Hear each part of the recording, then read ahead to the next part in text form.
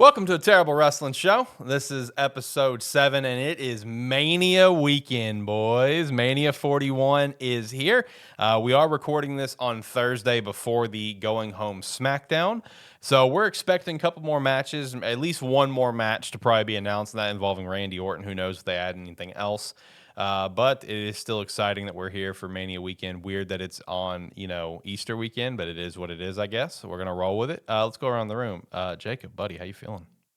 I hate the fact that it's on Easter weekend. How I think that's the inconvenient. stupidest decision in the How world. inconvenient is that, right? Like, what the hell, man? John, what Like about they you? were basically like, "Hey, you could go hang out with your family on Easter, but Mania. WrestleMania." Yeah, wrestling. Come on now. John, what about you? How you feeling? Uh, it is odd that it's on Easter. In my mind, I didn't even realize for the longest time that it was on Easter weekend, because in my brain it was just WrestleMania weekend was happening. Right. Respect. See, that was me too for the longest time. And I looked at him like, oh shit, that's Easter. Oh no. Like it wasn't even until like last weekend that I realized it. Right. Yeah, no, I feel you. My mind was set on WrestleMania. It's honestly gonna be a good week and a half. We got WrestleMania this weekend. Next week, John and I've got Expedition 33 coming out. Shout out to that. Go listen to Game Static and hear our thoughts on that next weekend. Can't wait. Give me a good little week here. Can't wait for it. But yeah, no, subscribe to the channel. Subscribe here at ATSN. And follow along for ATWS. We do these episodes before every single PLE, and hopefully sooner or later, when life kind of calms down, we can do a little bit more, maybe another episode a month about various topics or whatever. We'll see. And then, of course, we have ATFS, which is currently going on for the draft stuff. We will be live for the 2025 NFL draft, so go listen to that. And make sure to check out the main channel, Sparky3, to go watch Game Static. So... Ricky and Shane should be joining the show here in a bit. They'll just kind of pop in. We won't get to our predictions right away. We're going to just talk about the show. So I guess let's start off with this, because we were already kind of talking about this before we started, and I feel like it's the biggest well, not the biggest, but it's just an interesting conversation point amongst this WrestleMania is like the build up for it, where the build up it's exciting, but it doesn't hit right. And I think it's just because everyone is still riding the high of last year. I mean, is that a fair assessment? I think a lot of it has to do with like we knew like two of the matches like 6 weeks ago, and then everything else is kind of just falling into place in the last couple weeks. Right. And the previous like 4 weeks haven't necessarily been a good build. It was a lot of the same stuff being said every week. True. But like in the last week, they've kind of upped it a little bit. I mean, granted, the Go Home Raw was kind of meh. It was whatever. Didn't really feel like necessarily a Go Home show. Yeah. But overall, it's like it was almost kind of like they realized it's like, oh, WrestleMania's next week. We should probably kick this up a notch. Right. One thing that I saw that I didn't really fully think about of what makes it kind of feel like it's been a little bit of a drag is like it was a couple of things. I saw, one of the shows that I listened to point out that like just the gap from Chamber to now has been so long in terms of weeks. Like moving Mania back to Easter weekend versus it being like the 1st of April just makes it feel like it's gone even longer. And I listened to about half of Gunther's interview with Ariel Helwani. And when Gunther was talking about with his feud with Jay, even Gunther's like, I mean, this is because he obviously won the Rumble. This is essentially like a 10-week feud that we've had to kind of build and kind of stretch. So it feels like all the main stuff they've been trying to like do for the show, it's like they've had to kind of extend it out because of just the gap from the last time we had anything with, a Chamber to now.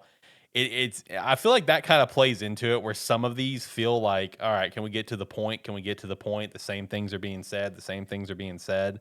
And, there are some that honestly just kind of hitting on all cylinders because it's like, they're saying the same things, but it's kind of like something different's happening every week. A good example is like the triple threat, the women's triple threat. Cause it's like, it's just been a roller coaster. I mean, who would have thought that Rhea would have lost the championship on Raw, for example? Everyone just thought, no way that's going to happen. So there's been a couple feuds that's been able to handle the spacing correctly, the time, but it's like for the most part, it's like everything just feels like all right, when are we getting to the point? You know, like that's the way it's felt for so long. Yeah, I mean, it's really hard to the 2 triple threat matches, Cody and John, it's hard to outclass them. Because I mean, if you look at the people that are in them, they're some of the top charismatic wrestlers in the company right now. And you can tell that the story writers have been paying so much attention to them versus every other storyline. Right. Where some Yeah. storylines kind of get shoot in together, like War Raiders and Yep. New Day. Yep. Well, like one thing, because you were talking about them basically extending the Jade Gunther feud, which it's one of those where it is what it is. The fact that like the build kind of sucked for the most part. The other thing is it's also kind of frustrating because it's like we're kind of just getting back to the Gunther that I really enjoy. That's what a lot of people are saying too. It's Yep. like he's finally back Yeah. the like 2 weeks before WrestleMania. It's like, where has this been the entire year? Right, right. Because like the evolution of this Gunther, where you had like that Gunther kind of at the beginning, and then I saw someone call the Damian Priest feud one like the shy Gunther. That was the way someone described it. Of like, I don't know if I can beat him, kind of thing, whatever. And now we're back to the dominant Gunther we know. So it's been an interesting transition for his whole feud here. We also got now Ricky in the show. Ricky, buddy, friendo, how you doing, my friend? Better than I have been. I understand. Better than I have been. Dealing with the situation that we've been dealing with, um, it's definitely been very hard on me personally. But I just got to take it one day at a time. I apologize for ATFS on Tuesday. No, There was don't worry no about it. way I could get on Tuesday. No, don't worry about it. Um, You didn't have and to be then on today. well, today's probably been the best day of them all. But I will say this much: there was no way I was getting on Tuesday, and then even yesterday, there was no way I would have been on yesterday. But today was been a lot better, and it'll continue to get better. It's just going to take some time. When you lose someone that you'd have ran through a brick wall with, um, no matter what it would have costed, that's tough on anybody. And so no matter how long you've known them, it would have it was definitely something unexpected, and it sucks. And I'm telling y'all right now, I don't wish it on anyone. Anyone I've dealt with loss before, guys, but this is by far the toughest thing I've ever gone through when it comes to losing someone. Yeah, the unexpected ones. Those are the ones that hurt the most. Trust me, I've been there. I've been there. I've been there with my mother, so I feel you. Because that was a very unexpected one. So yeah, no, shout out, man. T's and P's, of course. All the love. You didn't have to come on today. Hopefully, I'll see you next week for the draft. Oh yes, yes, absolutely. Here Next we go. Thursday, Here we I am go. in the studio, baby. Let's go. We're gonna let Tyler draw freaking lambs and sheeps for the Buffalo Bills, Let's go. and we are going to watch Shador Sanders fall so hard next week. It's going to be a shocking revelation, ladies and gentlemen. And Shocking revelation. with the 12th pick, the Dallas Cowboys select Shadur Sanders. We'll dive into that No, we're Tuesday. trading up. Listen, Hey, listen. We are trading up, but not for I him. know. Listen, we'll dive into that Tuesday. We got one more ATFS episode before the draft. We'll dive into that Tuesday. But Ricky, how are you feeling about the build up for Mania right now? Like what we were talking about is that a lot of people feel like the build is just kind of like lackluster, but I think it's because everyone's holding on to the high that was last year. Because last year was generational. That was historical build. You know, how are you feeling towards the build personally? Well, we also have to understand that last year was kind of like the beginning of the Triple H era. It was kind of one of those Yeah, deals yeah. where it's like, okay, we no longer have Vince McMahon. Let's see what this guy can do, because that was the hype last year. Let's be honest. The hype was the fact that Triple H was the sole time for Triple H to finally take over and see what he can do for this company. Now, the biggest thing that I will say this, the build up this year has been kind of eh. And what I mean by that is I didn't like you guys mentioned, Rhea Ripley losing the title on Raw. Did not understand that one bit. I still don't understand that to this very day. Um, I don't understand Gunther's character. You guys have already touched on that. I don't understand I sort of see where they're going with Cody Rhodes and John Cena, but at the same time, I don't understand where they're going with it, because it's like where are we here? Where are we going now? It's like we're finally building to WrestleMania, and it seems like it's just a little flat line. So my biggest thing is, and this is the only conclusion that I could come up with the back of my head. We're gonna see something shocking at WrestleMania, gentlemen. That is the only thing that to me is the only thing to me that can make this flat line that we've seen for WrestleMania is if Triple H has something in the back of his pocket that he's not telling anybody. And by anybody, I mean very, very, very few people. There's something that's going to happen that's going to shock the world at WrestleMania. It's going to happen. True. I don't know what it is. I can make predictions. We could all make a prediction of what it is. But something's got to happen because this buildup has sucked, and it has sucked so bad. I don't see it's just not the best buildup in the entire world whatsoever. There's so much going on everywhere. It's kind of hard to keep up with, to tell you the truth. But we'll see. Like I said, something big's going to happen at Mania, though. It has to. It has to for this to be worth it. Well, and like we were just talking about before you joined, like I really think part of the reason the build-up's been kind of meh is like again, it feels like there's been so long between major events of PLEs or like the Jay and Gunther case when the feud started right after Mania, even before Mania and leading up to now. It's like some of these are just so long, right? Like the feuds like Chamber and WrestleMania, they've always been 6 weeks apart. Well, I mean, like, Mania getting pushed back to Easter weekend, man. It just kind of True. Yeah, it just very true. It extends things out. I mean, there are a few of these feuds, man, that I think the build for it's been very solid. Like, I think the women's triple threat is one of them. I think that build's been great. I think the IC title fatal four way, I think that's been great. I think the night one main event, I think that's been great. But there's been some where it's just like, okay, I like elements to it, like the Jay and Gunther thing, man. I mean, that whole feud got saved because of Jimmy, man. Shout out to Jimmy. He basically gave up his WrestleMania paycheck to save his brother's feud. Shout out to that. That's when that feud really took a massive turn. So it's like, I don't know, just felt like it was just like really extended, and it's just kind of getting here finally. It's like now we're gonna finally get see a payoff. But I do agree. I think there's gonna be a couple of like, not even a couple, maybe a few like really big things to happen this weekend. I really do. I have personal thoughts on at least 3 big events to take place this weekend, personally, which is super exciting. Yeah, and I will say this much: I don't know if this WrestleMania is as predictable as last year's, but I do see I can agree to bits and that. pieces. I do see bits and pieces that are going to be very predictable. Like, I would say looking at the current, 13 match card, obviously we know there's going to be at least a 14th match. We'll find out tomorrow, whatever Randy's going to be doing, right? Who knows? Maybe even a 15th or 16th, but as of right now, 13. But we know at least another 14th is coming. There's only a few of these that are legitimately like predictable, like in full honesty, where it's like, oh yeah, writing's on the wall, you know how it's gonna go.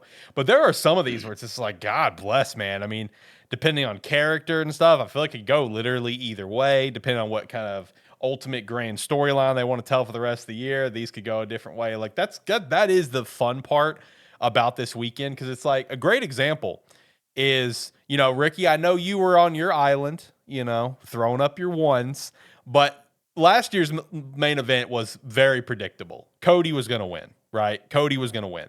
And they made a mistake on it. No, they didn't. No, they didn't. No, they didn't. Yes, they did. But we knew that was going to happen. I can argue that both main events this year is not necessarily predictable. One of them is a little bit more predictable, and that would be Cody and John, right? Like, I feel like we can all get a grasp on that one a little bit, but I would say both of them are pretty unpredictable, and that's pretty exciting for the main events.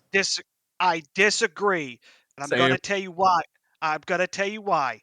You and I both know, and Jacob's smiling.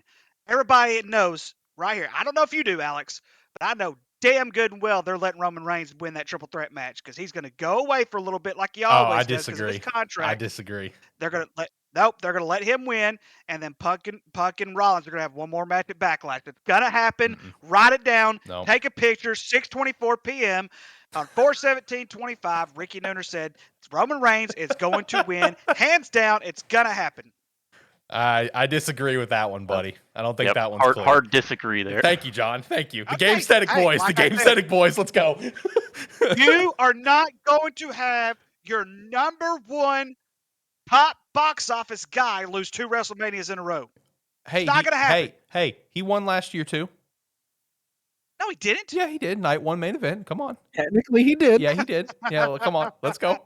Oh, like I said, it ain't happening. He's winning Nah. this triple threat match. Nah. It's going to happen. He's gonna hit Rollins back again with the chair because they're bringing back that chair crap again once more. I love And it. he's going to win. It's going to No, happen. I'm It's telling gonna you, it's happen. not. Write it down. Take a picture. Right here, right now, now. Ricky is He's predicting already Roman locked in Reigns his wins predictions. the custody battle for Paul Heyman. That's basically what this is the custody battle for Paul Heyman. That's what this has become. All we need now is a ladder and a briefcase with a contract. That's all we need now. No, Hey, remember though, during his speech last year when Paul Heyman got inducted, Roman Reigns did say, "If I am not with the wise men in some type of former capacity, I'm not going to be here." no, Y'all he said remember the that? tribal chief won't be there. He'll be. That's what he will be there. said. He'll be He fine. said the tribal chief won't be throwing up- there. He is my tribal chief. I'm throwing up the ones, y'all. He's winning this weekend. Hey, he also said he might run for governor in Florida. To shout out, I guess, buddy. Shout out, buddy. I saw people making jokes. It was like, man, he's gonna have the whole state of Florida throwing up the ones. I am your tribal chief. You will pass this law. Jeez. Oh my stuff. god. Great stuff. All right, let's go around the room because I'm curious about this. What is everyone's favorite built match for this WrestleMania? Ricky, let's start with you. What is yours? Probably the triple threat match. I'm not going to lie to you. The I men's know one? we've talked about that. I know we've talked about the one that the Roman Reigns, Seth Rollins, and Yeah. CM Punk one. And I think the reason why I like it so much because there's so much storytelling with all three characters. That takes over years. Yeah. Exactly. You could go back years with just this. And I think when you put CM Punk, because the one thing that we were all wondering, okay, he was talking about this favor. And I always wondered what the favor exactly was going to be. And then, there's still storytelling with it because, they did at one point talk on live TV that when he main events WrestleMania, that Paul Heyman would be at his corner. And that was something that happened several years ago, even before the Shield was thought of. True. So I think that's something you can really put in there as far as storyline building goes. The rest of them, I don't know. I don't know who I would put a close second. You could almost say John Cena and Cody Rhodes just because nobody expected John Cena to turn heel. But at the same time, it's like, are we kind of, it's, I don't know. But for me, it's the triple threat match. It's the triple threat match. I mean, I respect anybody else's opinion on whatever else you got building up. To me, the Jey Uso build-up has not been very good at all. It struggled. The Tiffy time and Charlotte thing to me has been That's been a not dumpster as much fire. of a struggle. What now? That's been a dumpster fire. Yeah, no, yeah, but to me, it's not been as much of a dumpster fire as Jey Uso has. In my opinion, I don't think it has been. Right. But it's still a dumpster fire. All right, let's just put it that way. It's still a dumpster fire. All right, Yeah. let's just put it that way. And so, because there's just so much going on. I think had Rhea Ripley kept the title, they may have had a better build up with theirs. But to me, I like their build up. I like the women's triple threat build up. It did not make sense for her to lose it on Raw though. That's just me. It's because how over Io Sky is. Well, Eos, and that's the thing though. She's not that great. I'm sorry, she's just not. But I'm telling you. But Rhea Ripley, as much as they built, hang on. What? Let's hang on. Let's think about this for just 1 second, okay? What about her makes her great? Everything she does in the ring. I made Alex. And out of the ring. Yeah, Io Sky is probably one of the top 5 male or female in-ring performers in WWE. I highly disagree. Her first title run was a dumpster fire. That's why. Okay, now I will listen. Her second title run, because it's been with Rhea Ripley and because they built Rhea Ripley so much over the last 3 or 4 years, you could argue that. But I'm trying to tell you, as far as in-ring performer, I'll give you that. Okay, I will 100% give you that. But my big thing is her first title run was a complete dumpster fire. It was terrible, and I didn't buy it one bit. Even when she was heel, even when she turned into a heel and she had this thing with Bayley, and don't get me started with that. I'm telling you guys in general, in-ring performer, I'll give you that much. That's it.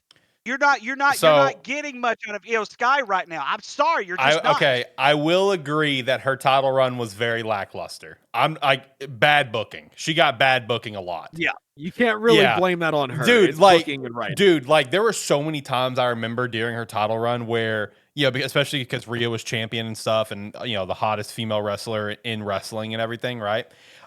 Dude, there were so many like promotional arts that would have, Roman, Seth and Rhea, and Io's nowhere to be found. And she was one of your main champions. I do agree her title run wasn't great. But the thing is now, like Io has finally gotten like over like she deserves. So it's like dude, it makes it that this would be an amazing run if they continued it past Mania. Because like she's extremely over now. More than she was with her first title run.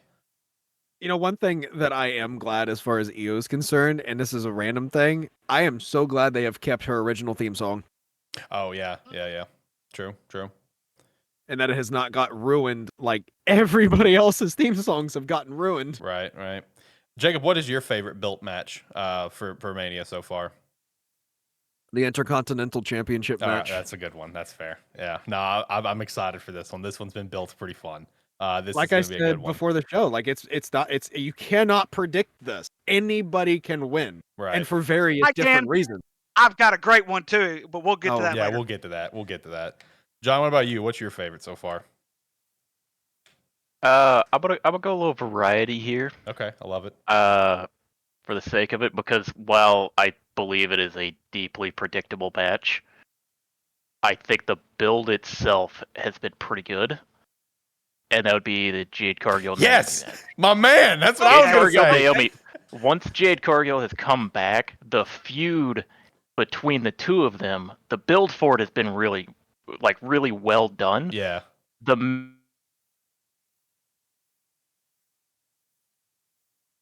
build has been one of the better of the matches that are on this show. Right. I love you, Jacob. I just love you, man. Hey, like I said, we're speaking purely on the build for the match, and it's one of the best on the show. It is one of the best. Now, the match itself, like I said, I have zero expectations for. Right. Now, why is someone so green like Jade Cargill getting a match, and we have people like Sheamus on the sidelines not getting a match at Mania? Story, man. He's old. The story, He'll brother. probably be the one. Honestly, if we were to make a prediction right now, do y'all think Sheamus or Randy Orton would make sense at Mania? Yeah. Just to put another match. It would, but there's so many more interesting. Give me the Nick Aldis match. But here's the thing with Sheamus though. Sheamus is getting older. His injuries have piled up. Yeah. And that could be one reason why we haven't seen as big of a build up with Sheamus. It's kind of hard to fit him in right now because he's feuded with everybody. There's really nothing super new you could put him with right now unless you gave him one of the younger wrestlers to go with, which is fine. I mean, it just, we'll see. Yeah. Give him the IC title for once, please. It's not actually going to happen. I will say this much. I can't stand Bianca Belair. Y'all know this. I know. This would have been the perfect. It's well documented. This would have been the perfect time to make her a heel. And we could have seen the Jade Cargill, because from the very beginning, I thought it was going to be Jade Cargill and Bianca Belair. I didn't think Naomi was going to be a part of it. But to me, the way that they're kind of building it, yeah, Jade Cargill is going to win the match. Yeah. She's the one that they're building for the future. But to me, and I know it would have been like such a predictable thing to have Jade be the one to attack her. But it makes no sense if she has two friends going at it and she's going for a title run. That makes no sense to me whatsoever. None. Well, I can tell you exactly why she's going for the title run right now. It's because it's to build next year's Mania for the big money match. True. I don't think so. I don't know that's what it is. Yeah, I can tell you what the match is going to be next year already right now. It's going to be Bianca Belair versus Rhea Ripley. Or Jade. Maybe. Or Jade. Making triple threat again. And Bianca's never ever going to be a heel. She's the John Cena. She is Cena. the female John Cena. Yeah, she is. load of crap is what it is. She needs a haircut Like, match. you just gotta wait 20 years for it. right. You gotta, true. you gotta let it build. You gotta let it build. I ain't waiting 20 years. Yeah. I've been waiting almost 30 for the Dallas Cowboys to win another Super Bowl. I ain't waiting another 20 in WWE. Hey, I listen, promise you sounds- that. Physically sounds could not like have you're- waited 30 years because I've only been alive for 26. So Right. Also, I mean, that just sounds like you've gotten pretty good at waiting. Yeah, true. You're already used to it, buddy. It's all good. Hey, not only is Bianca Belair. What's another 20 if you've already waited 30? I'm just saying. I'm just saying. I've waited 28 years, and it's going to be 29 after this year. I'm not waiting another 20 for WWE to turn Bianca heel. Oh, it's gonna happen. Like now. It's gonna happen, brother. She's the next John Cena and she's the next Undertaker all rolled into one. So get ready, Bubs. she even has her own version of the 6 moves of doom like John Cena does. Yeah, exactly. Like she's so predictable in the ring. Yeah. I'm with you, Ricky. I She I sucks. do not like her. She's horrible. I'm also her not a heel. fan here. Yeah, I'm not a big fan of her, but I'm just calling it as it is. She's the new John Cena, and she's also, I'm calling it, she's gonna be the new Undertaker as well. I'm gonna go ahead and hammer that one in too. What? I'll get to that. I'll get that. I know what he's talking about there. Yeah. I'll get to that. But no, for me, all of you guys' answers is my answers. I mean, the men's triple threat, Jade Cargill, Naomi, and the IC, but I also do like the women's triple threat. On the flip side of things, what is everyone's least favorite? And I know you may not immediately jump to this, but let's disqualify War Raiders and New Day since that was shoehorned together. So I know a lot of people amongst the internet wrestling community would probably say that one. For me, it's AJ and Logan. It's gonna be AJ Logan. Yeah, it's gonna be a banger of a match. But who gives a shit beyond that? Like, we're just here for a good match. Like, who gives a damn after that? Like, that is by far the worst built one because it was also kind of shoehorned. I'll give you another one that's a pretty good competitor to that. Okay. Bailey and Lyra versus. Okay, Liv all Morgan. right. You know what? Yeah, that's bullshit. This is bullshit, dude. Like, you have them facing each other on Monday night for the IC title, and then days later, like, oh, they're also going to be teaming together because we don't know, because we want to give Liv a Mania match that she deserves, but we don't know what to do. That's bullshit, man. It's gonna be a great match, but that's bullshit. Mine is Rey Mysterio versus El Grande Americano. Okay. Come on. Everybody knows that's Chad That's Gable. not Chad Gable. No, it's not. Chad Gable. It's I have not. a prediction on who it actually is, though. Who do you think it is? Tony Nese. All right, well, hold on now. I don't think so. Why are we not leaning into the beam? What are we doing? I don't think so. Chad, I think it's Chad it can't be Chad Gable. We saw El Grande Americano escorted out of the building while Chad Gable was standing there. Girl. They can And switch masks Chad on Gable people, has a people- tattoo on the middle of his back. Hey, Also you a might tattoo. be right. Hey, either way, it still sucks. All right, it sucks. Get rid No, of the match. it's been fantastic. It's been great. Fantastically, you're right. It's been fantastically crap. I love this match. Yeah, this is gonna be a great match, dude. Oh, this match is gonna be awesome. A great match, probably, but horrible buildup has been the U.S. title Yeah. match. So can we all agree that, like, I understand we have a lot of different crowded matches here. I get it, but like, do we all agree this should have been like a triple threat or a fatal 4-way as well? Like, The main problem with this build is this build was Jacob Fatu versus Braun Strowman, and then now it's a week before. Now we've settled on the singles match. yeah, like this should have been at least a triple threat, if not maybe try to argue for a fatal 4-way. Like, this should have. I know you don't want to do copy paste for all these matches. You already have a fatal 4-way for the IC, so you don't want to do it for the US. You already have 2 triple threats on the nights. Like, I get it, but bro, I mean, come on, like that, like storyline wise, we need to do something else there. You know what I mean? But it's like, whatever. Yeah, that build has also sucked. You know what would fix all of this? Where Hmm. we wouldn't have these random matches at WrestleMania of all Right. pay-per-views is put the Money in the Bank ladder matches back on WrestleMania and Thank you. have them not be their own pay-per-view. I think there's Thank an you. argument for both. But I don't disagree with your point, because that is sick. But I think there's an argument for both. for it having its own pay-per-view as well as, it being part of Mania. I don't know. There's an argument for both, I think. It was a free match to throw 6 to, I think they were up to 10 people at one point in time in the match together, but you just throw 6 to 10 people together and call it a day instead of having these random one-on-one matches. Right, right. Like I said, I think there's an argument to keep it its own pay-per-view. I mean, Money in the Bank has really become like arguably like the fifth. It's like the number 5 in terms of the big 4. You know what I mean? Like it's right there. I mean, it's got a lot of I popularity. would argue Backlash has become that one at this point. All right, well, that's only because of last year. Let's be honest. That's only because of the last few years. I was gonna say the last few years, Backlash has been incredible. Okay, fair enough. Yeah, Backlash or Money in the Bank. All right, they're both competing for the 5 spot. All right, I'll concede. But I mean, I can see the argument though to put it on the card, but also I can see the argument for keeping it off because that just gives you more opportunities to, you know, I don't know. It's like it worked when it started, yes, because it was such a new, unique thing. But like anytime we've had just like random mosh posh of matches at Mania, they've always been like, yeah, they're just here. Anytime they did that stupid Andre the Giant Battle Royale at Mania that never means anything for the winner, it's like who gives a shit kind of thing.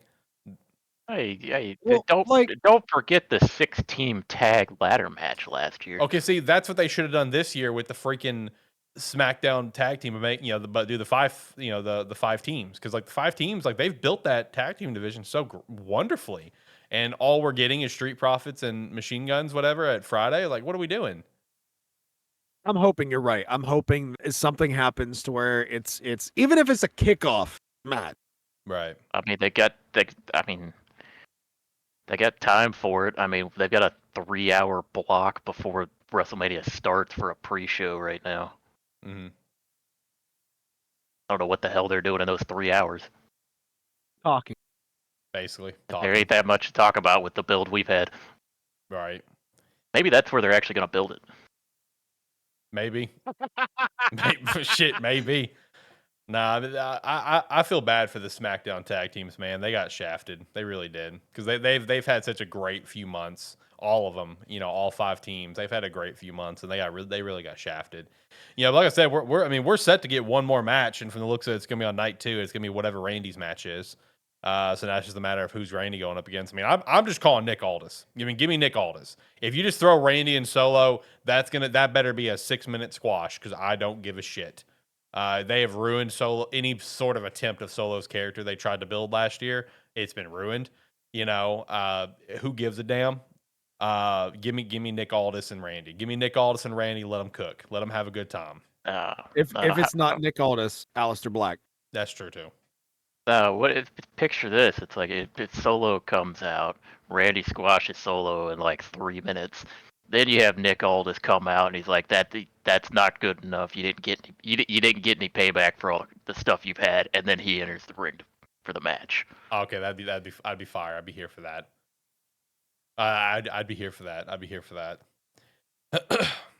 Well, here's, given that I threw out Aleister Black making his return and everything, where do you guys see, because he did officially resign, where do you guys see Rusev?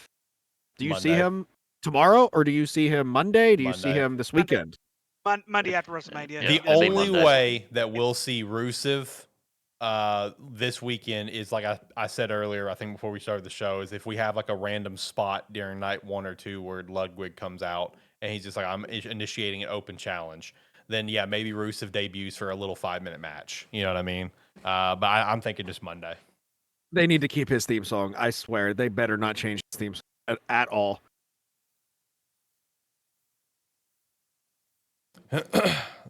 No, I think they'll keep it. I think they'll keep it. Now, is he going to be Rusev or his OG name? Miro. Or I guess Miro, yeah. But I was more referring whenever he had a first name, because wasn't it Alexander Rusev? Yeah. Yeah, so is he going to go back to Alexander Rusev? Is he just Rusev, or is he Miro? That's the question. Well, it's the same with Alistair. Is he going to be Alistair, or is he going to be Malachi? Yeah, true.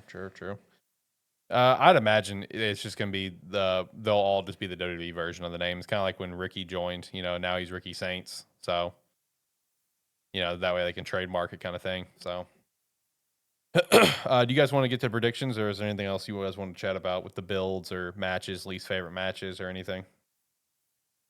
You know who needs to come out at some point? Have a 5-minute segment. What's that?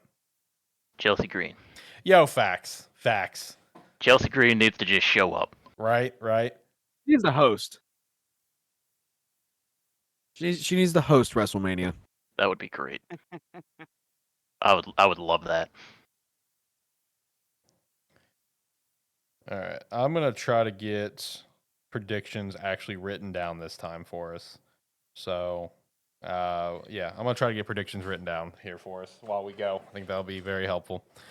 All right. So, let's see.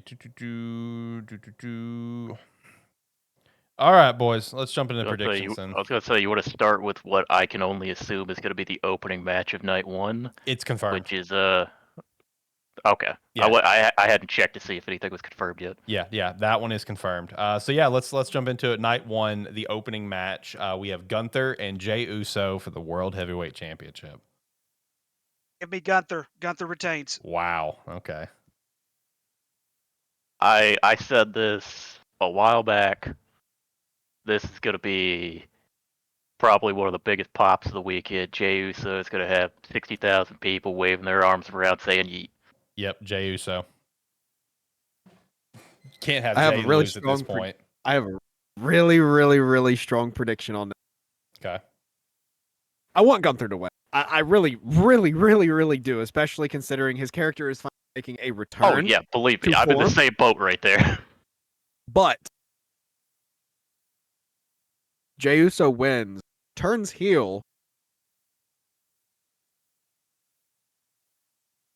He's going to join The Rock. Oh, okay. All right. Interesting. Oh, but here's John Cena here's, threw the Royal Rumble for Jey Uso. So here's where I'm going to slightly disagree. When they do bring Roman Reigns back, they're going to make him a champion again.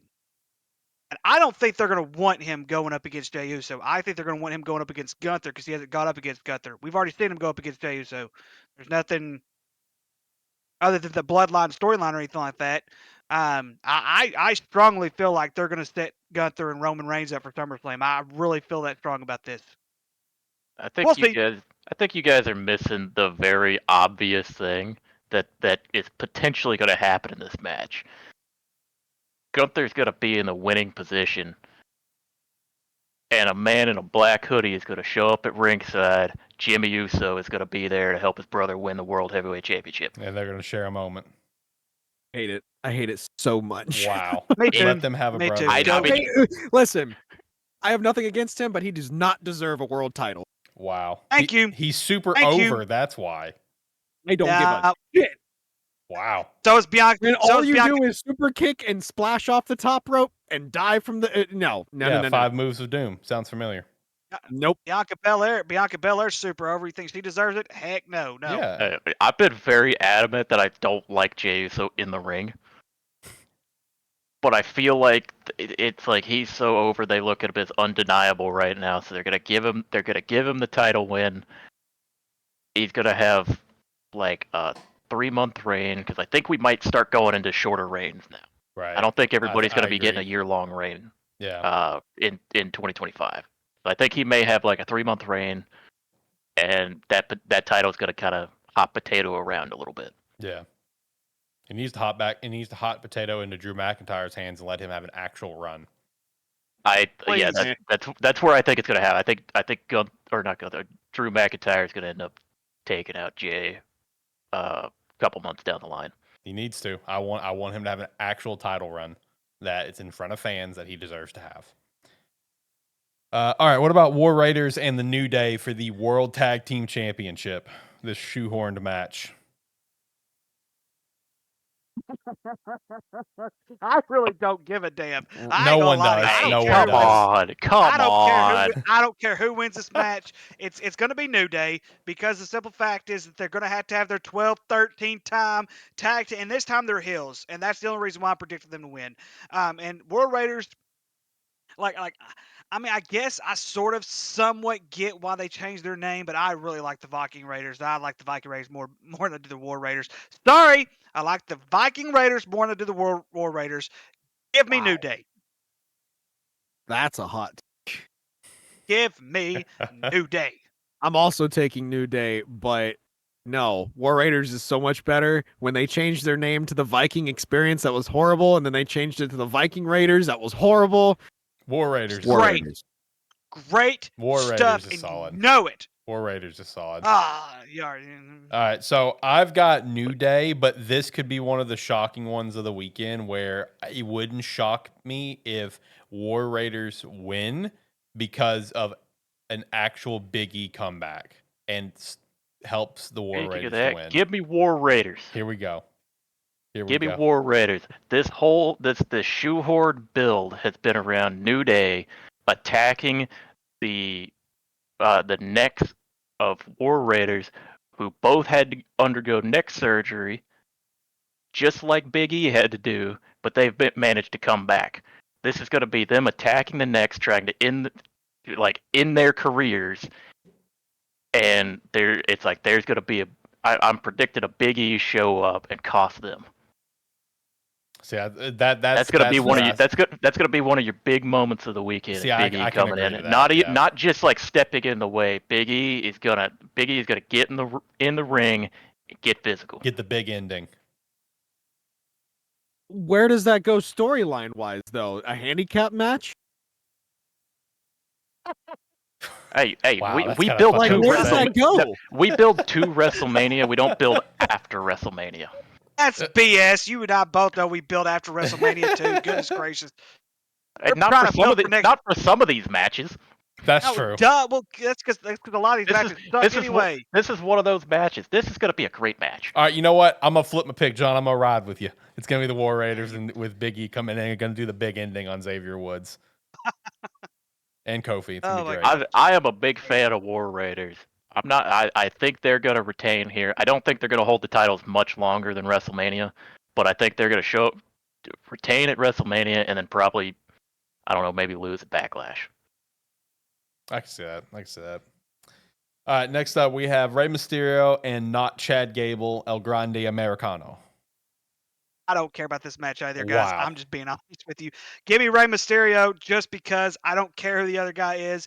This storyline is one of the dumbest storylines No, it's great. I've ever seen It's great. in the history of the WWE. No, it's great. It's dumbness. Rey Mysterio just needs to retire. Just retire. Whoa. Okay, you've been in the Whoa. ring for 45,000 freaking years. You've Where are done the these hot same takes thing. coming from? Yeah, You've what? been the Did hot same someone thing piss in for your Cheerios, 45,000 Ricky? years. Hot take, Hey, Ricky. He's been in the ring for 45,000 years. It's time for him to retire. It's okay. It's okay. I'm sick of that. Book on 6-1. I'm sick of hearing it. I'm so tired of it. Wow. Retire. But he will win this match. He will win this Hey. match. And then they're gonna build up next year. Dominic Mysterio is gonna beat him and retire him. Give me El Grande Americano. This is match do that. 1 of a 3-match trilogy. Oh, God. Match 1 ends with the loaded mask headbutt. Match 2, Rey Mysterio gets a surprise win over him. Match 3, mask versus mask, where El Grande Americano goes for the flying headbutt with the loaded mask, hits Mysterio, but Mysterio's got a loaded mask of his own. I love God, it. Give me El Grande sold me. Americano. Yep, you sold me on that one. Oh God, I love Oh, it. This is going to love be a this great stuff. year for El Grande Americano. I love this stuff. I love this stuff, y'all. I swear I do. Mark it down, Rey Mysterio.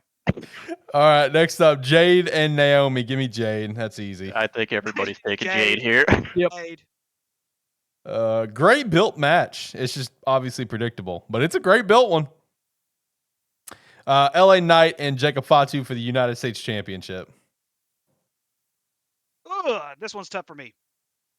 This one's very tough. All right, for me I'll because start a lot then of ways. because I've got this. Give me LA Knight, but Give me LA Knight. Yeah, give me LA Knight, but by Solo Sikoa accidentally costing Fatu the match. Exactly see my that happening. reasoning. Yep. Exactly my reasoning. Yep. Yeah, give me Knight. In that case, yeah, y'all sold me. Give me Knight. Okay, both are over right now. LA a little bit more than Jacob thought to. The crowd's gonna pop regardless of who wins here. But LA wins by a landslide. Mm. I think It's gonna be LA. it's gonna be clean. It's going to be there's not gonna be anything with Solo involved. No solo I think involvement. I think LA wins here purely because I think he's more over right now, and I think WWE sees him as like he is their poster boy U.S. champ right now. Yep. I think by the end of the year that title's gonna be on Jacob Fatu, but LA Knight just got the title back. He's going into Mania with it. He looks good holding it. They're gonna keep it on him for now. Yeah, I think they made him. I think they know they made a mistake on taking that title off of him. All right. So next up, we've got Tiffany and Charlotte for the WWE Women's Championship. This one, I feel like, and when I've seen people's predictions on it, this has been very divided on who they've got winning. Like, this is one of the most 50-50 splits amongst predictions I've seen. Well, I Give me think Charlotte. I think regardless of who wins this match, they've built Charlotte up for a very, very long time. And she's kind of taken a back seat these last couple of years. And I think one of the great things with her that we have to understand is during this whole women's revolution thing that happened, she was one of the main ones that came over and has really basically built this thing. But I do see Charlotte winning this match. I think Charlotte's going to beat Tiffany. It's been a great run for her, but I think a little bit more time under some veteranship, and Tiffany will have another title run eventually. But I do think Charlotte wins this match. You guys are forgetting something though. Tiffy time. Give me Tiffy. It's Tiffy time. Yeah, It's Tiffy time. I'm feeling Tiffy on this one. I think you keep the title on her and let her keep running with it and keep building it. Charlotte doesn't need it. Like, where do you go with Charlotte if Charlotte wins this? I mean, where do you go? Do you want to just like reignite an old rivalry and Becky Lynch come back? Is that all you want to do? I mean, like, where are we going with it? You do realize Ric Flair held the title 16 times. This would be 15 for her, I think, if my math is correct. Or yeah, it'd be 15. Yeah. So I'm saying if you're going to really build that up to where you have a possibility of exceeding your father's championships, which I think they could do. I don't know if they will, but I think they could do. You go ahead and take care of this now while you've got it. They could probably still do it later down the road, but I'm just saying if we look at the last couple of years, she's taken a back seat. I think it's time for her to hold the champion. She's a great heel. I think she deserves it, breaking the record more than John does. But that's an interesting take. That's interesting. That's Yeah. I interesting. also think Randy deserves breaking the record more than John does as well. I highly disagree with that, but we'll get to that later. do you think they would change, like potentially change both top titles for each, or like the top titles for each division on the same card? Absolutely. I would. Because right now it's a lot of titles changing hands in my mind. Yeah, there is a lot of titles changing hands this card. And Yeah, if you're gonna keep it on one, I think Tiffany's one of the ones they're planning on keeping it on. Right. 'Cause I think they see her as the next big woman star. True. All right, and then lastly, the main event for night one: Roman Reigns, CM Punk, and Seth Rollins. I'm very excited for everyone's thoughts on this. Besides Ricky, Yeah, of course, besides me. Acknowledge your tribal chief, sir. Acknowledge your tribal chief and stop with this nonsense of going against your tribal chief like Paul Heyman has. No, to me it just makes more sense because, like I said, he's the top guy. He's the top guy on the card. He's the #1 box office dude, and I don't care that he split at WrestleMania last year. They're not going to have him lose now and have him build for a championship run when he gets back. That's just me. I don't think they're going to have him do that. I think he wins. And then I think they take Punk and Rollins to Backlash and to actually complete their actual trilogy, if you will, of matches. So I'm taking Roman Reigns. I think all three of these guys need a win for different reasons. Like all three guys are very desperate for a WrestleMania at this point. Right. Give me Seth because Paul Heyman will help him. That could be a possibility too. I've thought about that too. I really have. John. You know, this has not worked out for me previously. Give me CM Punk. There you go. Okay, There you go, so John. That's what. There you go. It has not worked out for me in the past, but looking at how CM Punk has spoken like after Elimination Chamber, kind of running down John Cena, how he spoke to Cody Rhodes before the Royal Rumble and everything. If CM Punk wins here, he's got a match set up with whoever ends up taking the main event of night 2, ready to go. And it's like we've seen contention between all three of them, of like Roman Reigns and CM Punk and Rollins and Reigns. They're all at each other's throats. Whoever the two are that lose here, so for me it'd be Seth and Roman. I think you can split them off to kind of settle their differences because maybe they're bringing the chair shot stuff back. Maybe that plays into the finish again somehow, and then they just redo it how they did last year, and then they split off into their own like one-off match feud. Mm-hmm. Yeah, that's my personal thought as well. If Punk wins, because like in my opinion, sorry Ricky, there's no chance Roman's winning. There's just not. There's just better storyline potential long term if Seth or Punk wins for different reasons. I have been in the boat of Seth Rollins is winning it and Roman's the one taking the pin. It does not matter if Punk wins or Seth wins, Roman's the one taking the pin because he's the one that can very easily afford it. Because he, like you said, he is the biggest star and the biggest needle mover, right? As of today. So he can easily take the pin and it's no big deal, right? It's no big deal. And that way you keep the other two characters who are on screen a lot more, clean and healthy out of this match. In terms of their character, right? Their character's not being. It's like, oh well, I pinned your ass, whatever. It's like, no, the guy who gives a shit if he gets pinned, he's the guy. Like he can survive it, especially knowing that he's not going to be here every week. You know what I mean? I'm in the boat of Seth Rollins. I think it's too much of an easy layup to say Roman or Punk's going to win. I feel like Seth Rollins is the wild card, and I feel like it's because of the Paul Heyman stuff. It feels like the wild card to me. And that's why I'm going with Seth Rollins. Because with Punk, they've made it such a big deal that he got his main event, right? It was part of the promo, right? So it just feels like it's too much in this case and how storylines go for Punk and how he likes to do storytelling. It just feels like it's too storybook, and we already have one storybook ending for Mania being Jay and Gunther. You know what I mean? Like, we're not going to have multiple storybook endings, right? Last year's storybook ending was Cody. This year it's Jay. So I can't see a CM Punk storybook. Oh, I got my main event. I got my win too. I can't see that. See, I leaned Seth initially. Seth's standing tall with Punk and Roman both on the ground. It kind of swayed me where it's like he's getting too much before the match.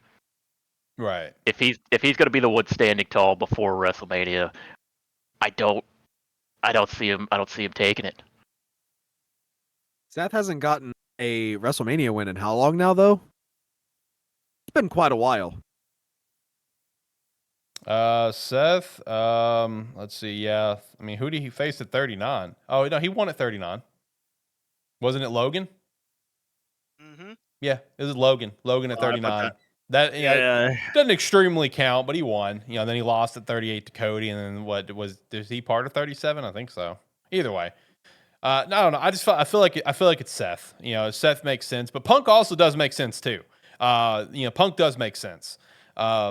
Just because, like what John was saying, is like it could set him up for, a title run of whoever comes out on top for the second night 2 main event, which I think we can all agree, doesn't matter if it's John or Cody. I think we'd all be down to see a Punk versus either of them. It'd be fun.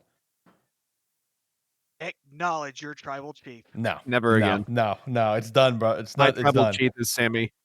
Oh God. Hey, shout Okay. out to Sammy not being on the card too, man. That sucks. And the Miz. Yeah, and the Miz. Miz is fantastic. Get him involved in somehow. And also, he more than likely will be. He's always involved, at least in some capacity. in some stupid shit. Yeah. He'll be the host, Chelsea Green or whoever. Right. All right, let's go over to night 2, boys. Kicking things off with the Women's World Championship: Io Sky, Bianca Belair, and Rhea Ripley. Bianca Belair. Yeah, there you go, Ricky, my man. Yikes! They're gonna do it. Listen, I'm gonna say. Let me tell you why they're gonna do it. I'll be happy to tell you why. They're gonna do this because they hate me. Okay, that's why they're going to do this because I am one of Relax. these Bianca Belair haters out here. If you want to call it out, because I'm telling y'all, they just need to turn her heel. If they Listen. turn her heel once, I might actually like her. Listen. Because I need to see her on the heel side. I'm sick of the twisty, twirly hair bull crap nonsense. But they're still gonna give her the title anyway. You want them to do with her what they did with Bailey, where they took her away from the ponytail hugger and turned Bailey. Yeah. Yes. Listen, they're not getting rid of her hair if they turn her heel. That hair. It's merchandise, man. It's not only that. It's also just like a key moment of shows. You know what I mean? Just like that whip sound. It's just always a highlight. But no, and the actual marks, like it's legit marks. Yeah, so that's always a pop. But no, Bianca Belair is the one and only winner here that makes sense, and that is coming from someone who wants to see Io win. But I think long-term storytelling, I think it makes the most sense for Bianca to come out as the winner. From not only like you can continue to rehash for a little bit longer just this particular feud that has started, but you can start up the Jade one, maybe start up a Naomi one. There's just a lot more potential to be told with Bianca winning than the other two. Now, I would say it up front, if Rhea wins, that's a catastrophe up front. Like where are you going with Rhea winning? Like, I want to see Rhea without a championship for a while. Honestly, just like kind of perhaps a hot take because he's finally got his stride again. I want to see Gunther would not be a champion for a while. I just want to see him be a monster for a while. And that's kind of how I feel about Rhea. I just want to see her be a monster for a while. But to me, I think Bianca makes the most sense. I think there's the most long-term storytelling potential out of it. I don't know if she'll necessarily hold it the next Mania, like John said, but I mean, she'll hold it for a while. But I got Bianca winning. I think it just makes the most sense. And Rhea's going to be the one taking the pin no matter who wins, because it's going to be Io or Bianca. Y'all a bunch of cowards. Give me Io Sky. I love it. I love it. Yeah, buddy. Give me Io Sky. Io's been disrespected throughout this entire build. And let me tell you why Bianca's not winning this and Rhea's taking the pin. It's because there is too much emphasis on them saying, or Bianca saying, she's never been pinned. Specifically saying she's never been pinned at WrestleMania. So she will not be pinned at WrestleMania. It'll be Rhea taking the pin. And then it's going to split off into, they're going to start slow building a Rhea versus Bianca feud. And eventually one of them is going to have the title probably before next Mania. Yeah, I'm glad you mentioned that because I forgot to mention my Undertaker comment. Yeah, because Bianca's undefeated at Mania. I think you're just going to continue that. Yeah. They've specifically worded it as not being pinned. So she could still technically lose a match, and they can keep the not been pinned. I thought she had a Money in the Bank cashed in on her at WrestleMania.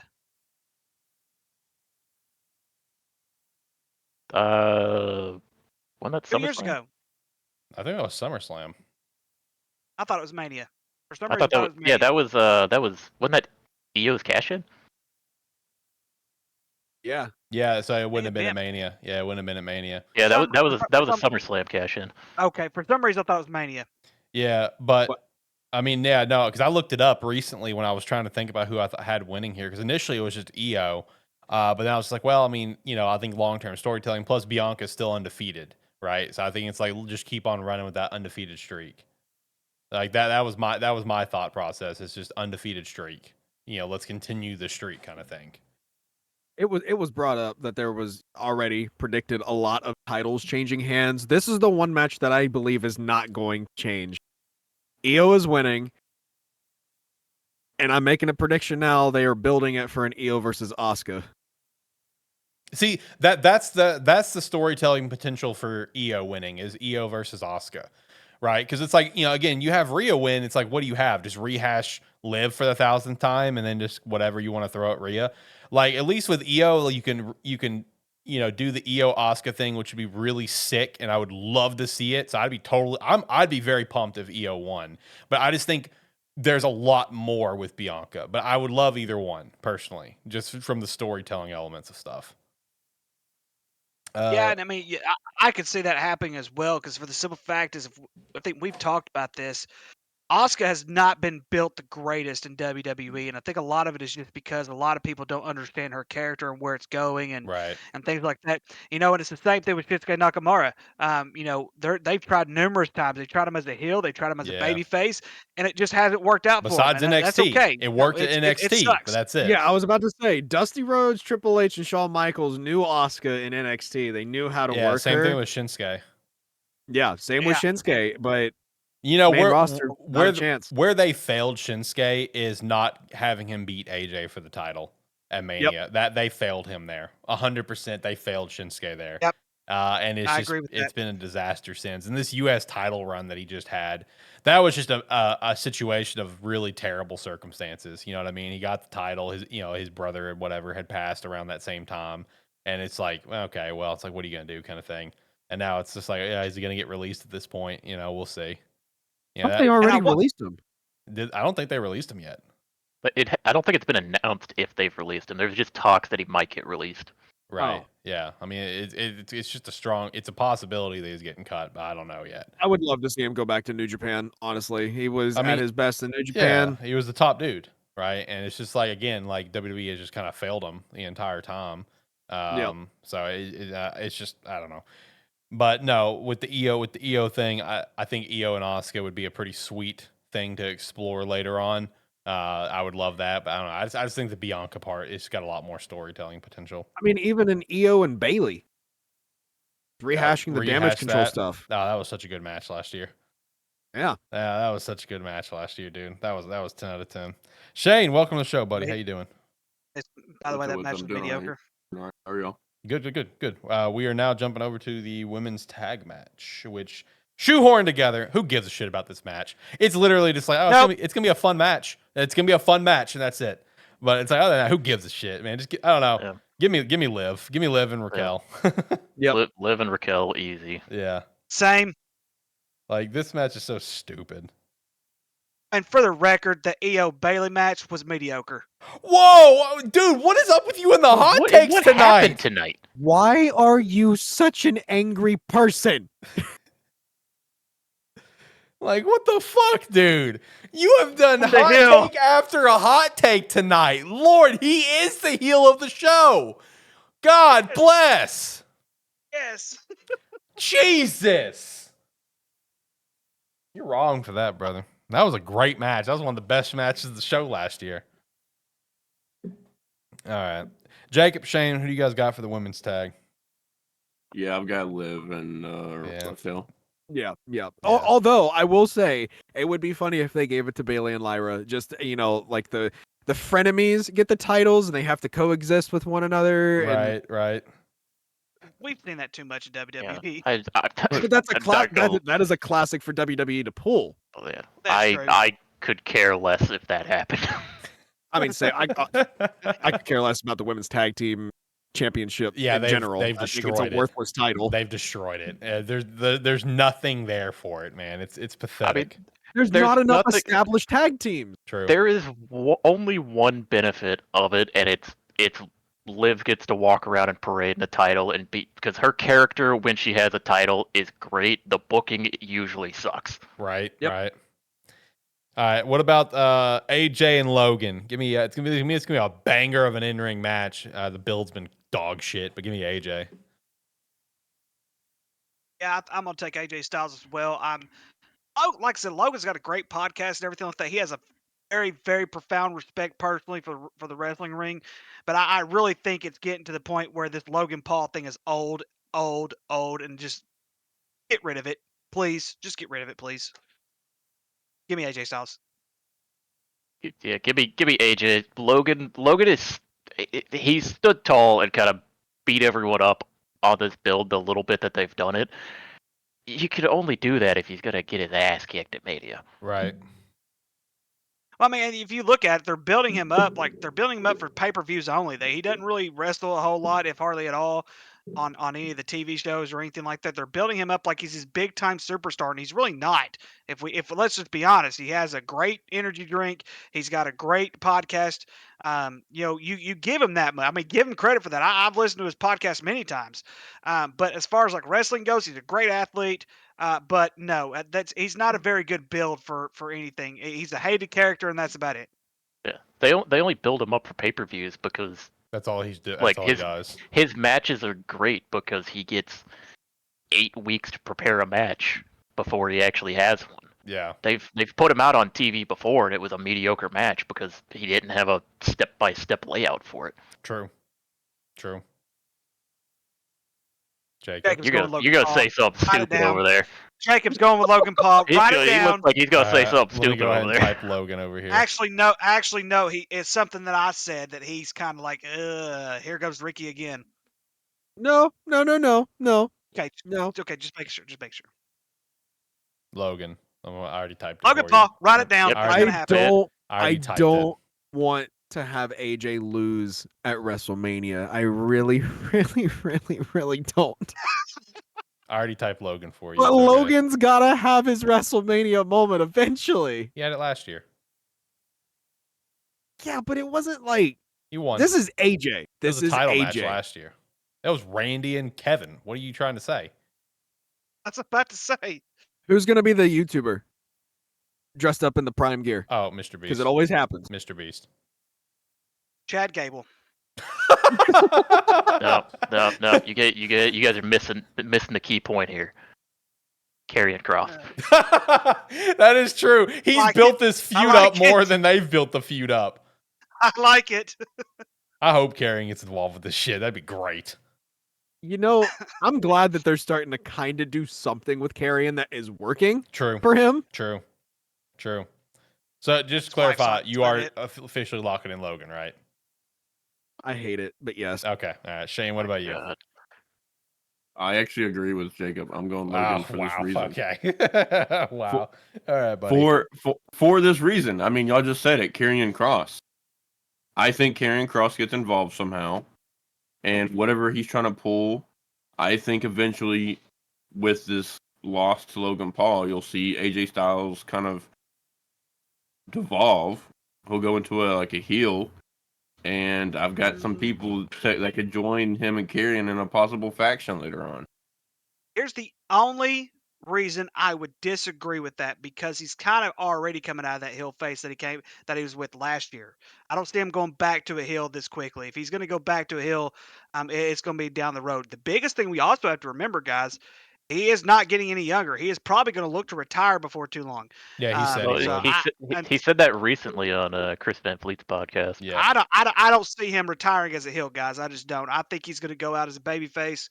I don't know if it'll be this year or next year, but it's going to be soon. So I could see him losing. I will agree with you on that. I could see that part, but I don't see him going back to a heel. I think he's going to be a babyface the rest of his career.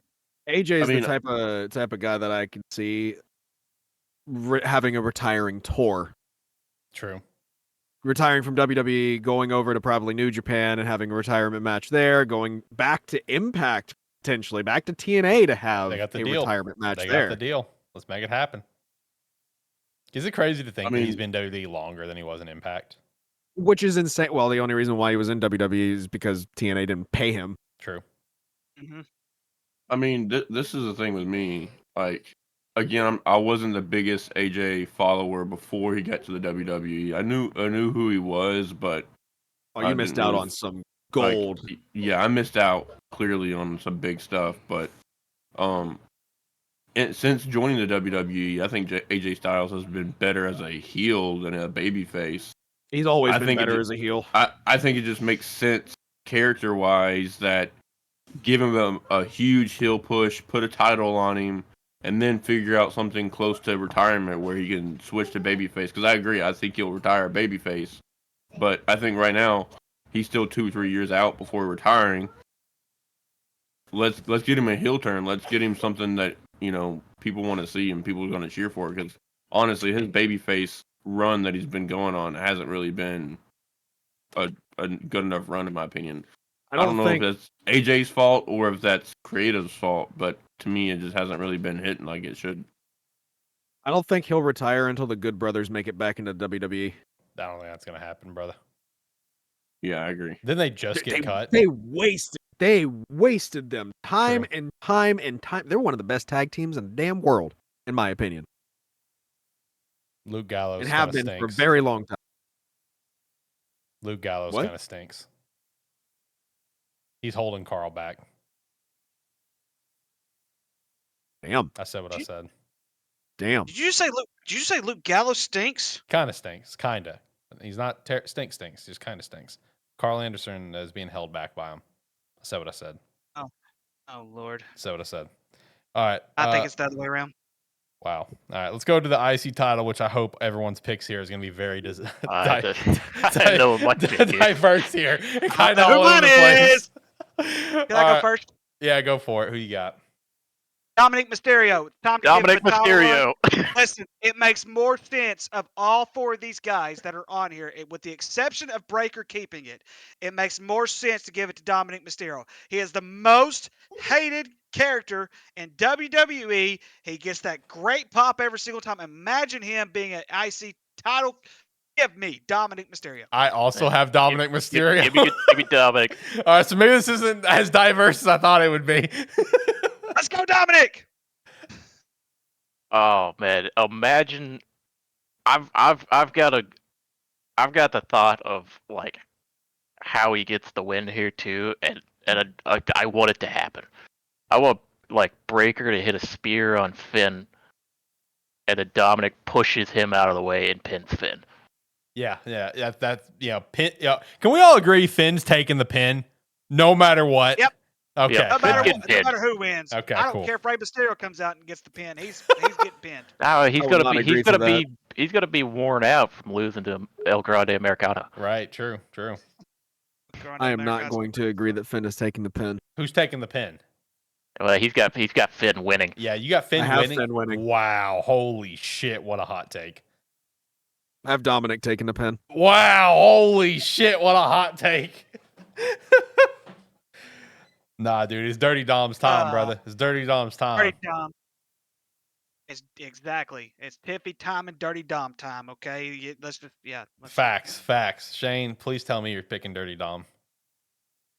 So I'll give a two-parter here. Okay. Oh God. Here we One, fucking what go. I want, I'll give what I want to see and what's gonna happen. Okay. What I want to see. What's gonna happen is your official prediction. Yeah, correct. What I think is gonna happen is my official prediction. Correct. But what I want to see is Penta win it.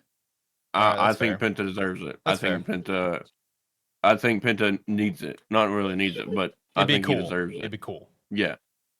But Could you imagine I that agree. strut down to the ring with the IC title on his waist? Bro, it would fucking hit so hard. Anyways, but no, I actually agree with Junebug. Okay. I think Finn takes the pin by, whether that's Dominic or Braun trying to hit a spear on Dominic. Dominic moves out the way, hits Finn, and Dominic just kind of seizes the opportunity and pins Finn. All right. And wins it. All right. So and also I think that leads to Finn leaving Judgment Day, and Dominic is the new leader of Judgment Day, and they try to bring somebody else in. I actually think Finn's going to go off TV for a while after this because his character needs to get redone. I agree that Finn is going to leave Judgment Day, but I think he is going to leave Judgment Day with the title because he's done with them. He doesn't need them anymore. No. Imagine the sight of Liv holding her tag team belt and Dominic holding the Intercontinental Championship. Facts. Like, come on. What are we even talking about? Could you imagine Dominic and Liv coming out in a lowrider? Yes. Oh, yeah. That's going to happen. No, listen. Damn it. No, I'm not changing. Change it. No. Change it. Raquel will be in the back seat holding up all three titles. Oh, nope. And let's remember this, guys. Let's remember this.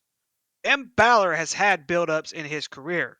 Dominic's only had a tag team championship with his dad and North American title.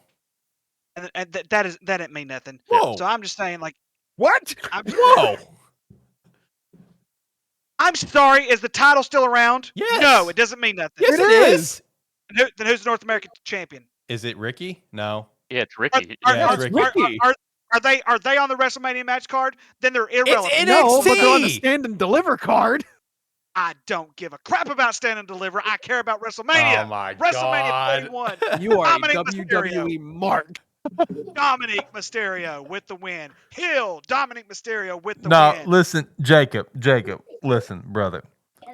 Finn can't win because, like, you can agree with me. His character is fucking dead. The fans don't give a shit. He has terrible music. You got to get him off the show. His character's dead is because his music is shit now. You got to have him lose, and it gets him out of the Judgment Day. Let him go away for a while and come back to attack Dom later. Come on, with a new Finn. Maybe JD comes back with him because they're besties for resties. New You're music cooking or with that. old music. You The are cooking demon? with that. Do what? The demon's never coming Yeah, they back. killed But the you are demon. cooking with JD Madonna. Come on. Come over to the side of Dirty Dom. Come over It's to the side happening. with Dirty It's Dom. happening. It's Dirty Dom's time. Don't take an easy L here. If Dominic was no how I will change. Okay. I will change. Braun's retaining. Oh my I God. knew he was God gonna change damn it, it. Braun. God damn it. God damn it. I mean, but also let's be honest here. I think, in my opinion, the only option that cannot happen is Finn winning. I can see Braun Correct. retaining. I can see Penta winning it. I can see Dom winning it. I do not see Finn winning it at all in no circumstances, in no scenario. I hope you all eat your words. Listen, Think of it this way: if Dom wins, that frees up Breaker to go have matches with people like Gunther, facts. and those will be. I will be much happier to watch a match between like Bra Breaker and Gunther, and then we could just have some fun with the IC title for a while. Listen, the IC title is going to be a nice little fun feud with Penta and Finn later on. Braun's going to go on and do bigger things, but Finn's got to go away so people kind of forget about him a little bit, and he comes back with his old music or new music or whatever, new character and everything, and people's like, oh yeah, I remember Finn. Finn was really cool. If he just wins the title, it's just like, I already don't give a shit about you, buddy. I mean, I really don't. So just I give me think- Finn running out, or not running out, but crawling out to the ring with a chainsaw again. Like that. I think one of the things we could all disagree with. I think Judgment Day's run its course. Yeah, I mean, it kind of Judgment Day has ran its course yeah for little bit. over a year now. a little at this bit, point, a little bit. It's I think it's time. I think it's going to end regardless of who wins. To tell you the truth. it peaked when Carlito joined. Facts. Carlito and JD Madonna facts. because Right. of the comedy in it. But then they turned into a comedy group. Yep. No, see, that's the thing. Once Dom shows up with the IC title, then we're just gonna have like a power throuple. True. Good for Dom. And All then right. Carlito is just going to be sitting there asking if it's good or not. Facts. They're not gonna let Carlito's gonna be sitting out in the hallway, thinking they won't let him in, but he's gonna be like, I'm still part of the group. Yeah, I'm still here, right? All right, let's move on to the Sin City street fight of Damian Priest and Drew McIntyre. This is also another match that I've seen like predictions be very 50-50 on for different reasons of which character needs it more. I think Drew McIntyre is not gonna lose a match for a while. I think he's going on a big winning streak until he claims the World Heavyweight Championship. I actually agree. I got Drew winning here. I feel like his character really needs it. I also have Drew winning here after the travesty that was last WrestleMania. Oh yeah. That was pretty bad. And yeah, give me Drew McIntyre. I disagree. Oh wow, he's Give doing me- he's doing Okay. Priest. Give me El Campeon Damian Priest because Wow. there's nothing I enjoy more than watching Drew McIntyre mauled to the fullest. Wow. Okay. Whatever. Really, I don't like Damian Priest. I So don't like Damian Priest either. They've done a good job of building his character over the last year. I True. will say that Very true. they've done a great job building his character. I will give them I did credit. like him in NXT as well. Yeah, so. they've done a great job with this character. I'm just not a big fan. I'm not a big fan. I mean, well, if you think about it, they had to do something because the title run sucked so bad it wasn't even funny. It got And okay. They had to do it. It got okay there for a little bit. It was one where it was kind of the same problem that Gunther's had, where like at the end of his reign, or presumably at the end of Gunther's reign, he's back to being Gunther. Damian Priest actually started to become a pretty good champion at the end of his reign. That's kind of like when he finally figured out his character. Right. All right. So before we do the main event, wanted to ask, official prediction wise, does anyone want to throw out their official locks on what Randy's match is going to be and who's winning? Because Randy's getting a match. I mean, it's going to be night 2. Night 2's got 6 matches. There's going to be a 7th match. Does anyone want to throw out either a Randy match or another match that will take place that you're going to throw in there before we get to the main event? I'm going to lock in versus Aldis and Randy wins. I'm locking it out. I'm manifesting it. I kind of want it to be Aldis. I would say Randy wins. No matter who it is, Randy wins unless it is like a returning Alistair. If it's a returning Alistair, I think Alistair wins. Okay.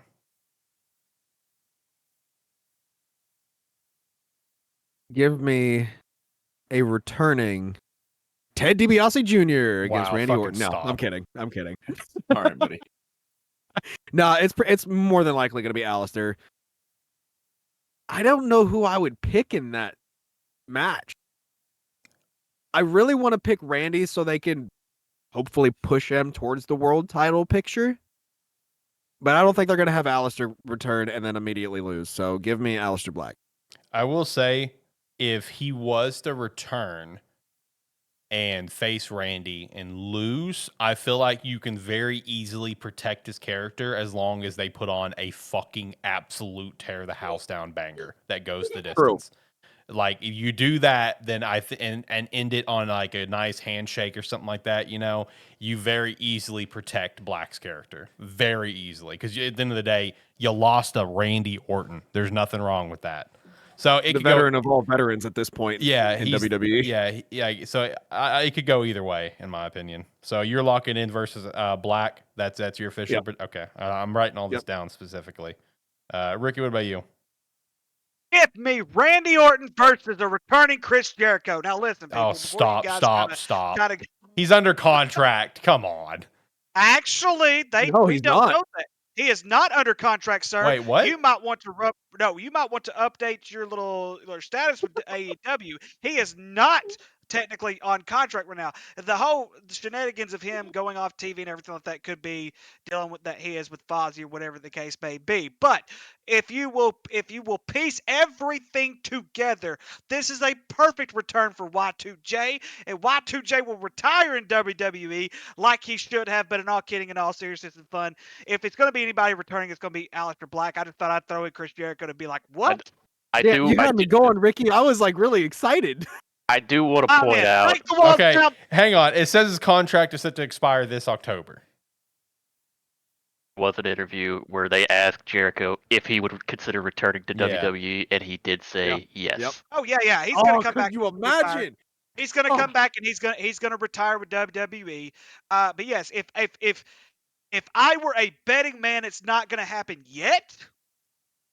I really want to lock in Chris Jericho coming back. Listen, hold on. I just looked it up. He signed until October. October is when it runs up. I don't give a rat's rear end if he's signed until February of next year. It's happening, baby. Wow, Chris Jericho, Y2J, returning to WrestleMania and home for WWE, please. I mean, if anybody could jump ship in the middle of a contract, it's probably Chris Jericho. I mean, fair. All right, well, Ricky's got an easy L on this one. Congrats. It could be Daniel Bryan, too. No, he's done. Listen, I tried to pitch that, and I got shut down so fast. No, that's done. Shane, what's your prediction for Randy? I'm gonna go 1A, 1B here. Okay. 1A being the more likely suitor. 1B is what I think would be awesome. Okay, 1A, I think it's gonna be Solo Sikoa. Oh God. I Okay. don't want to see that so. match. I don't want to see it, but I think it could happen. And the only reason, also, I think Nick Aldis is a good choice too. But what I think really should happen, he's already been signed here recently. It's already been announced. Welcome, boys, because come Sunday night, it'll be officially Rusev Day, and he's gonna be Rusev Day. facing Randy Orton. So if it's That's Rusev right. and Randy, who wins? I mean, I think it's the same thing with Aleister Black. I think either Okay. way, you can perform a banger and still protect Gotcha. Rusev's character. You know, Okay. so I mean, I think Randy will win it because I don't think they're gonna bring in somebody just for Randy to lose. Because I think Randy's gonna have a push coming out of WrestleMania. Regardless of who wins for the main event, John Cena or Cody Rhodes. But I mean, but yeah. Okay. All right. You know, that's a good point, Shade. I don't think they're. Ooh, that's a really good point. I think I might change mine. Okay. I think I'm going to change mine to Sheamus. Okay. Who wins? Randy? Randy. Okay, so we all have Randy winning. Yeah, and truth be told, I think it makes more sense for Black and Rusev to come back the night after WrestleMania versus WrestleMania. Don't get me wrong, you get a good pop out of both of them, and that's what WrestleMania is all about. But at the same time, they've been gone a while. In a lot of ways, you have people on the match card like Randy who have basically shed their blood, sweat, and tears in WWE their entire career. I really believe that if you're going to do something like that, you're going to bring in someone within the WWE like Sheamus or Nick Aldis, someone who's been with WWE for the last few years, other than Rusev and Aleister Black. But could you imagine, like with what Alex said earlier with Ludwig? Could you imagine? You just either it's Ludwig or Randy in the ring. They're waiting for their opponent or whatever, and then you hear Aiden English on the microphone to announce that Rusev has returned. You know how crazy that crowd is going to go. Right. I'd go even crazier for Lana, but that's neither here nor there anymore. I mean, fair. All right, boys. Let's get to the Wait, main before we event. move on to the main event, I'm adding one match to this card. Oh, okay. Adding a It's, match. it's gonna be an unannounced match, Okay. and it's related to what I said earlier on in the show, Okay. where I think Chelsea Green is gonna make get a she's supposed to have like a couple minute segment, like she's gonna come down to the ring, and her character is gonna complain about not having a match at WrestleMania, and issue an open challenge, and we're gonna have a 6-minute match. With who? I don't know who it is. Okay. I think she's gonna insert herself into it and get her a match. Becky Lynch. No, Becky Lynch has actually come out and stated in an interview she's done wrestling for right now. No, that she she's been resigned. enjoying watching her husband wrestle. Yeah, no, she resigned. I mean, I know that, Fine. but I mean, I'm just If saying, that- like, literally 2 weeks ago, she said that on like some movie Fine. interview or some shit.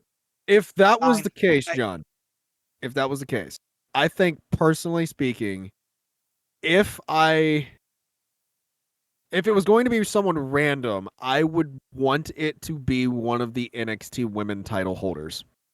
I can see that. As long as it is Stephanie Vakir.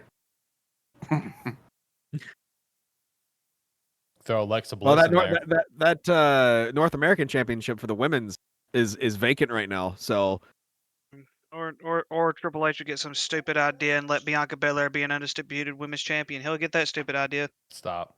Oh, Lord. Or do Alexa Bliss. She's absent. oh, true. I'm kind of shocked she's not on the cards. She kind of just left that I'm got left not- out. I mean, it's just storylines didn't fit her in. Honestly, the storyline that I fully believe they were going to do was some sort of like Judgment Day Wyatt storyline, but unfortunately, the Wyatt I think it's actually Bo is injured. Yeah, both hurt. Yeah, so that got all scrapped, and that's where Alexa was going to fit into the puzzle. That sucks too. Yeah. Because man, I'm like, where are 'Cause, they like, ever gonna do anything with that group? Yeah, because I mean, like, dude, you would have had, Liv and Raquel versus like Alexa and Nikki, which would have been sick, right? Like that would have been sick. We could have gone down that route. But hey, at least on the alternate side, we've got Dominic going after the IC title instead of just facing You- off a couple of the Wyatts. You could build that for Survivor Series. True. I agree. I Yeah. agree. I Also, just wanted. also, Go ahead. Go ahead. No, go ahead. I was gonna say part of the reason why I think Chelsea Green can't shoehorn her way on like getting out with a microphone and issuing an open challenge is she as her character is the U.S. champ right now. She could come out. It was because it's recently been Chelsea Green's birthday. She Sure. could come out there, try to get the crowd to wish her happy birthday and that, and ask for a WrestleMania match as a birthday present. That's a good one, actually. That's a Chelsea Green character motivation right there. Yeah. Yeah. Also, real quick, and I think we're kind of forgetting about this guy. Potentially face Randy Orton. They've had a match. Also, that was thought was pretty damn good. Jacob's guy, Ilya. Ooh, returning Ilya. I think he's Oh, not coming. man. I don't think he's coming back till the end of the year, though. I saw. I mean, from what I saw, he's 100% been He was in the running and performance. stuff. And He was in the performance center training like 4 months ago. Don't toy with me. Oh man, I'd love that. Please don't toy with me. Oh, I want that to happen. All right, we can move on. All right, boys. And lastly, the main event: Cody Rhodes and John Cena. Gonna be an interesting match. I think it's gonna be a 25-minute slog. A lot of rest holds. It's gonna be. I told you this like probably 8 months ago, Alex, that except for the rare instances where Cody's fired up, I don't like the first 3 minutes of his match because he starts every match with rest holds and like hand fighting and that. With John Cena, that's gonna be 8 minutes. That's fair. I think this is gonna be a very slow-paced match for the majority of it. If you go back and watch a lot of Cody's older stuff, he picked that up on the indies, which makes sense considering they have longer time length for matches. So there's a lot more rest holds, especially in the beginning of the match for build up storyline purposes.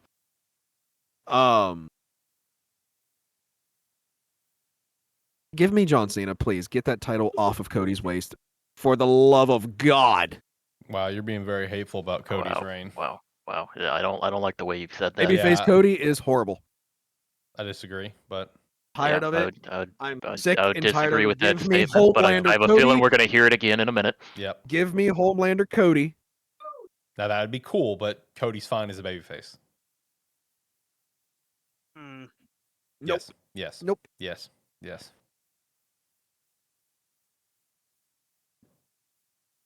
I really hope Triple H will rewrite his mistake from last year. Oh my I God. told you last year Oh my God. it was a mistake to put the title No. on Rhodes. No. And everyone and their mother could at least could agree with me on one thing, that this entire year of his title reign has been very, very predictable, Well, very obviously. mediocre, and I haven't been interested in any of his storylines. Okay. I'm not even interested in That's this one. not his fault, though.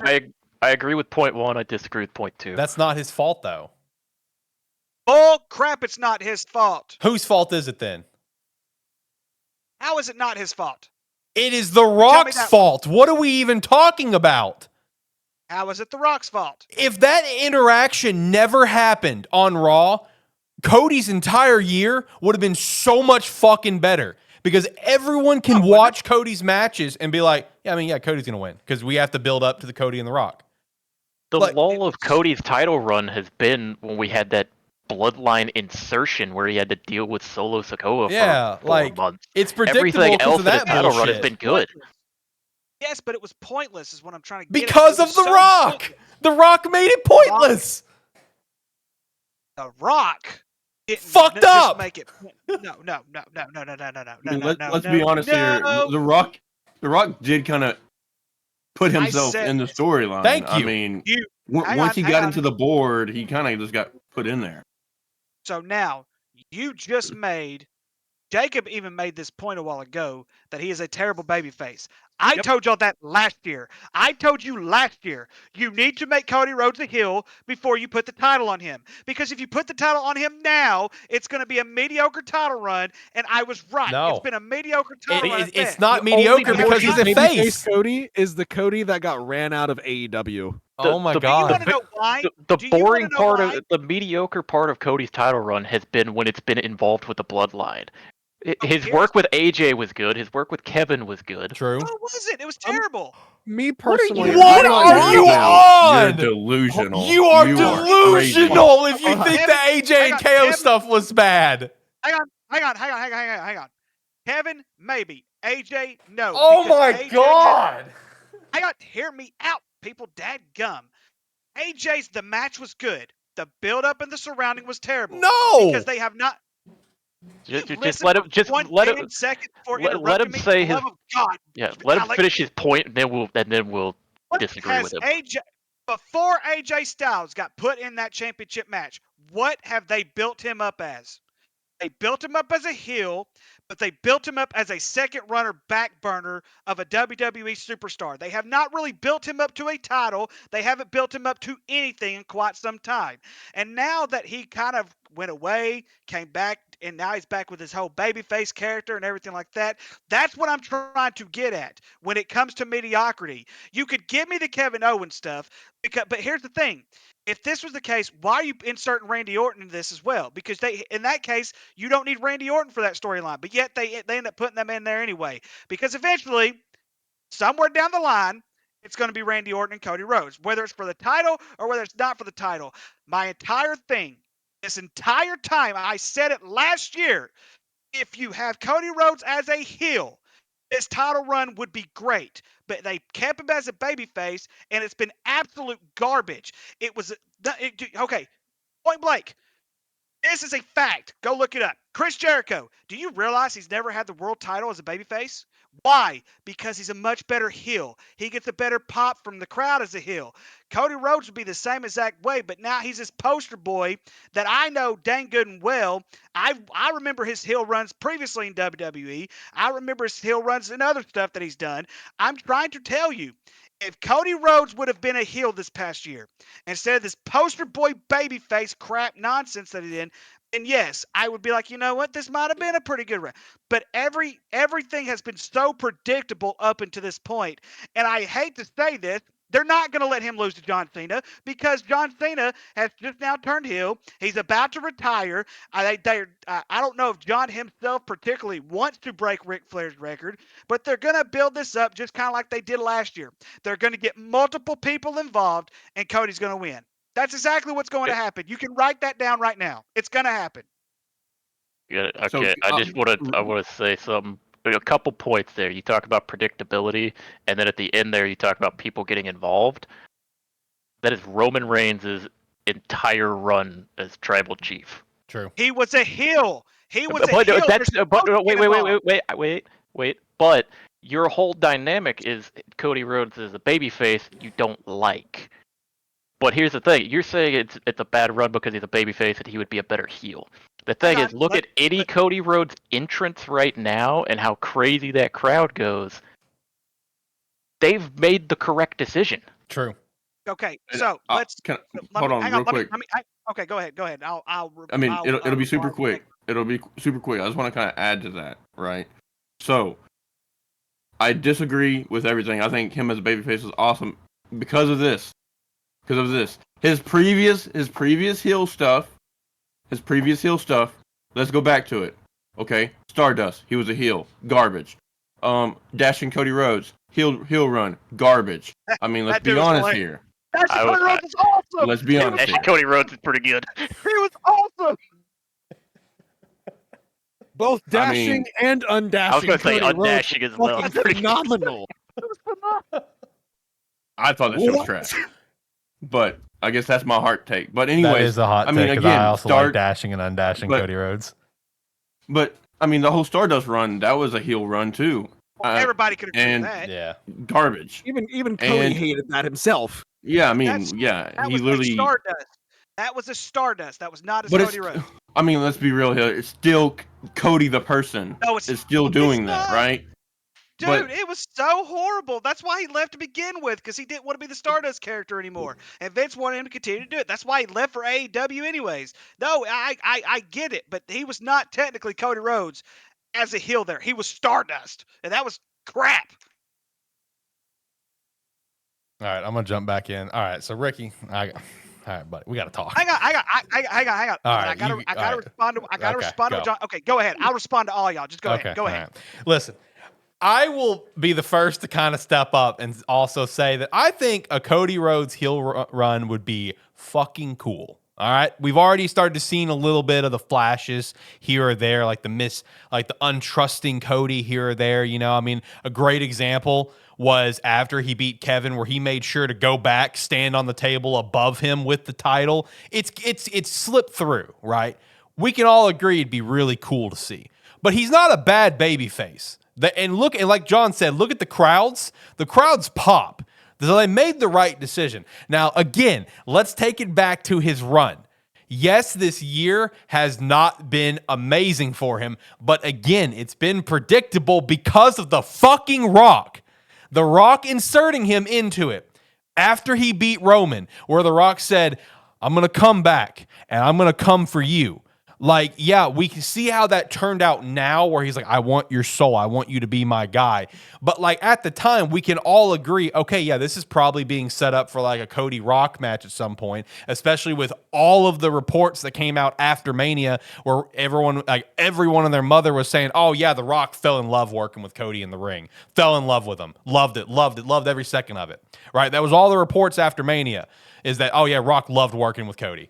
So it's like The Rock inserting himself after Mania, where it's like, I'm coming back and I'm coming back for you. And he's like, you know, I've held a lot of titles, but I've never held that title. And he did the little stupid title swap with the People's Championship where The Rock held the title. Everything was there. Okay, yeah, we're going to get Cody Rock match at some point. So at that point, everything after that was null and void basically for Cody. He was going to win everything. And then you reinsert him back into the bloodline. It's like, what the fuck are we doing? This is pointless as well, especially when you have him on PLEs that's not doing anything with the title. So it's like, it's not Cody's fault his year was mediocre. It's not. It was The Rock and just the bloodline booking decision. Like, that's what made everything so damn predictable. Cody as a babyface is fine. Cody as a heel would be really fucking cool. Homelander Cody would be really fucking cool. I'm here for it. But he's fine as a babyface, and his year was not his fault. It was other booking decisions that fucked everything up.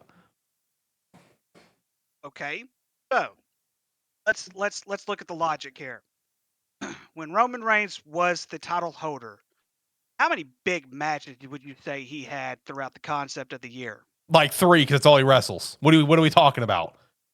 I'm just saying, I'm just saying in general, because you have that intriguing. Okay, are they going to drop it now? Are they going to drop it later? Or what are they going to do? And then obviously they made the wrong choice, which was make it super predictable and let Cody Rhodes do it all over again. Now, where they made the mistake wasn't them dropping the title last year. Let's make this right. Let's make this clear. It was a mistake to drop it last year. They should have dropped it the first time if they were going to make him do this another year-long thing I'll where he agree was with that. humongous That's champion. fair.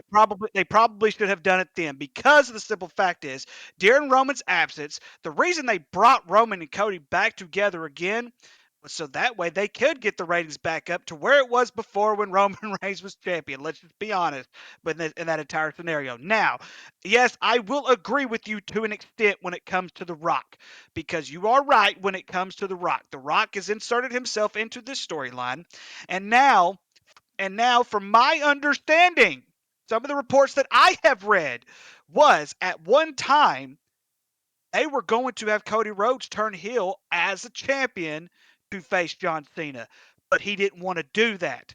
So they pulled the plug, and John Cena is now a heel.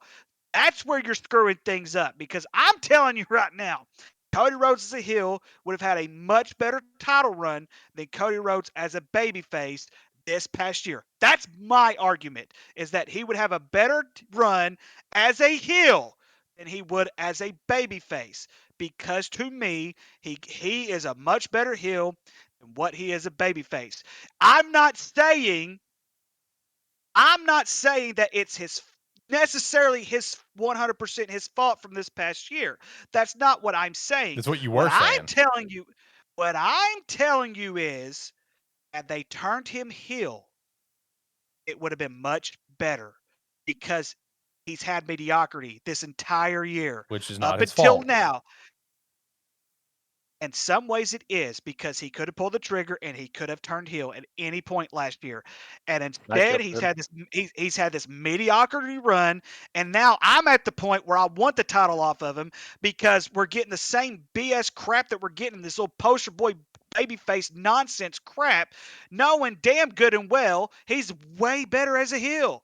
Yep. Let him turn heel. And it's the same. I'm trying to tell you, I'm not telling you that it's 100% Cody Rhodes' fault, but they screwed up. Had he turned heel, take the title off Roman Reigns. But now, since they did take the title off, they've completely screwed up the Bloodline storyline. That's why you're having all these Bloodline storylines go left and right between Solo and Roman, and Roman teaming up with Cody to take over Solo and all this other type of stuff, because they screwed up. I mean, let's be honest here. When you say they, the whole reason why Cody even got another shot is not because of creative. It's because of the fans wanted Cody to have another shot. The whole "we want Cody" was the whole reason why he even had that second shot.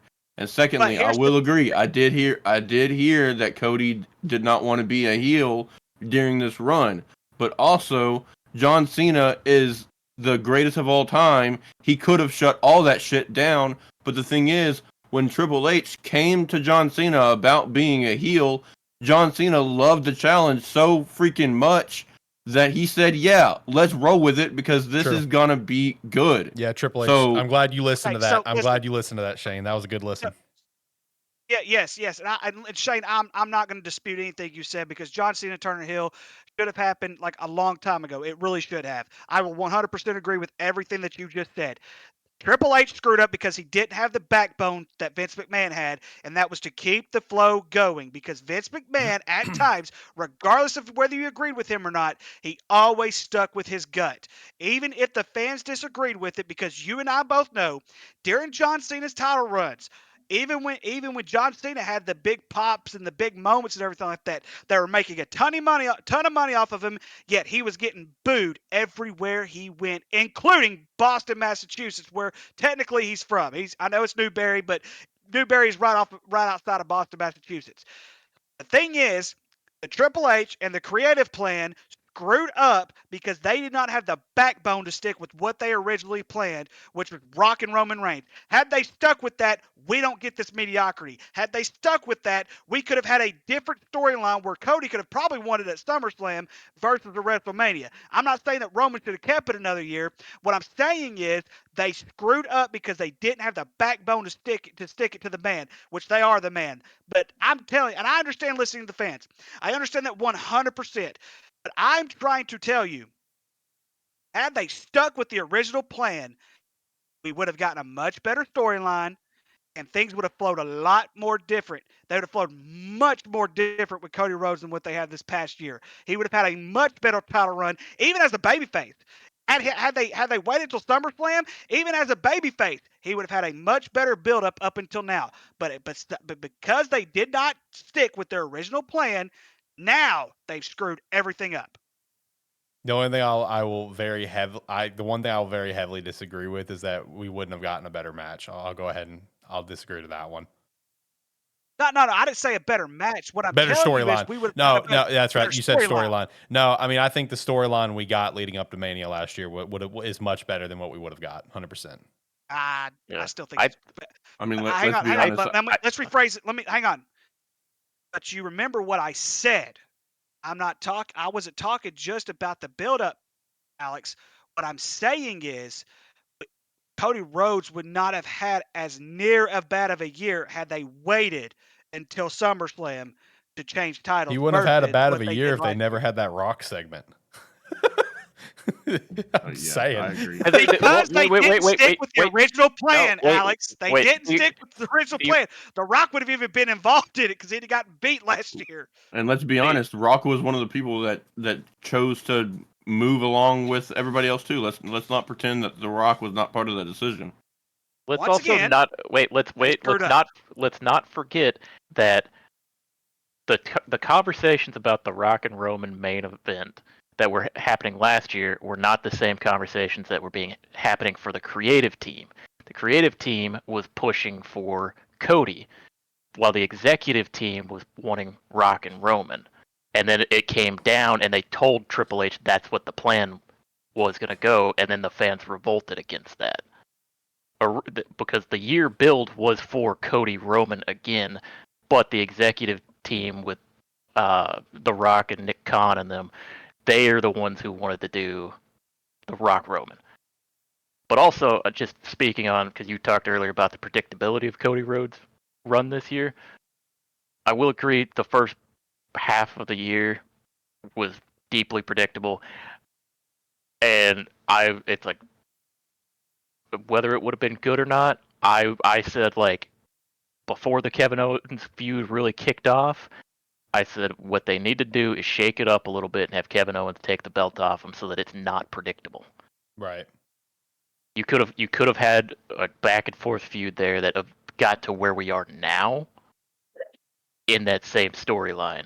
The problem is Cody went into every match with nobody thinking he was going to drop it. Yeah. Where you could have just had him drop it to somebody like Kevin Owens for a period, and then have you can still intensify that feud with within Cody being more aggressive, and then he could have taken on the more aggressive persona that led towards kind of the Homelander feel. Right. Which that would have been sick. But I guess technically in hindsight, it's a good thing that it didn't happen with the unfortunate news with Kevin Owens. So, that's the one thing. Also, is that I guess it's a good thing that it didn't happen, but it would have been cool.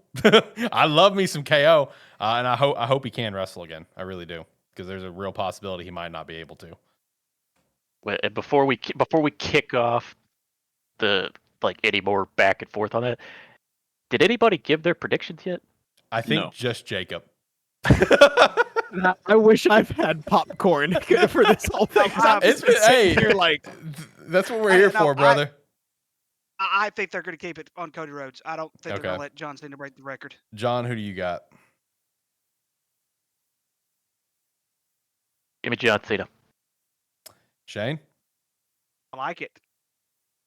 I think John Cena wins it, and I will agree somewhat with Ricky. I think you will see a bunch of people come out, but I think you will see this new faction come up called the Corporate. The Rock's already put a trademark on it. WWE already has a trademark on it.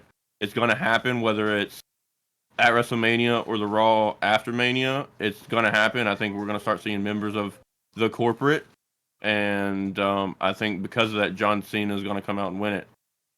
So I also have John Cena winning it because I don't see why you have him lose. I mean, you did the heel turn. Don't waste it. Like just go ahead and just do it now. They're going to waste it. I'm sorry. Well, I think they're going to waste it. I'm sorry. I well, think they are.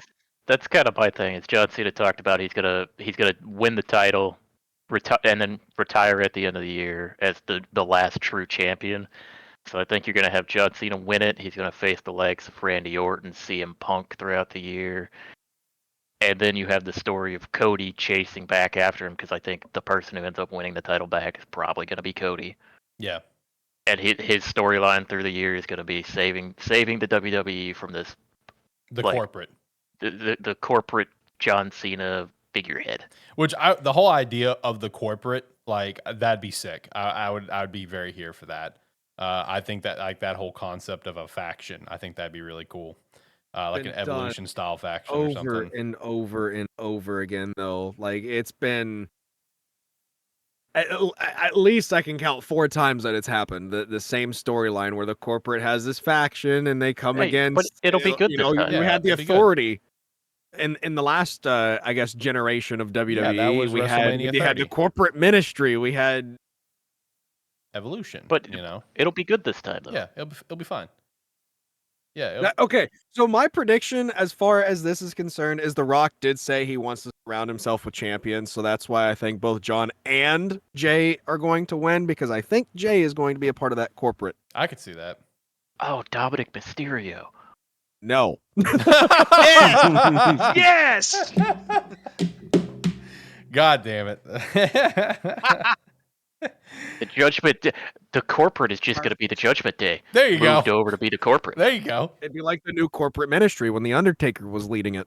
There you go. There you go. I also think Stone Cold will The get Undertaker, involved we in the got main Damian event. Priest. I also think Stone Cold will be involved in the main event. It's going to happen. He's in Vegas right now. Yeah, it was supposed to happen last year. Didn't work out. It's going to happen this year. Interesting. Yeah, he's going to stunner The Rock, but it's not going to matter. Cena will still win. Yeah, again, it was supposed to happen last year. It was 100%. Undertaker confirmed it. He flat out said that his spot was like day of planned. At what point do you think the lights go out and the Undertaker shows up in a hoodie again? 0. I think that was a I don't one-off. think it'll happen. I think that'll happen like once every 5 WrestleManias or something like that. Right. All right, boys. Well, we got all of our main predictions. Anything else you want to throw out there? Because I say let's wrap up the show. We're about to hit that 2-hour mark. Do we get any hint of Goldberg at all? The Goldberg.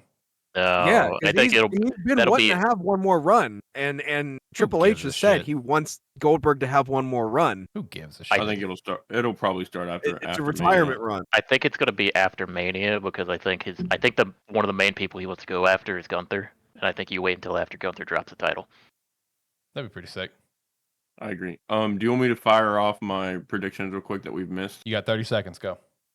Okay, I'm just kidding. Go. No, go. Make it quick. Seth Rollins, Jey Uso. Man, you're going out of order here. Hold on.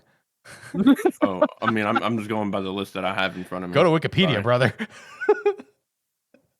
I'm on Bleacher Report right now. Okay. So, my bad. Seth Rollins, Jey Uso, Tiffany Stratton, Jacob Fatu, the War Raiders. Nice. Jade Cargill, Rey Mysterio. Oh, come on. Come on, man. I swayed everyone else pretty much. Yeah, you didn't slay me. I'm still going with Ray. That's why I said pretty much. I knew you weren't going. Bianca Belair. There we go. Oh, man.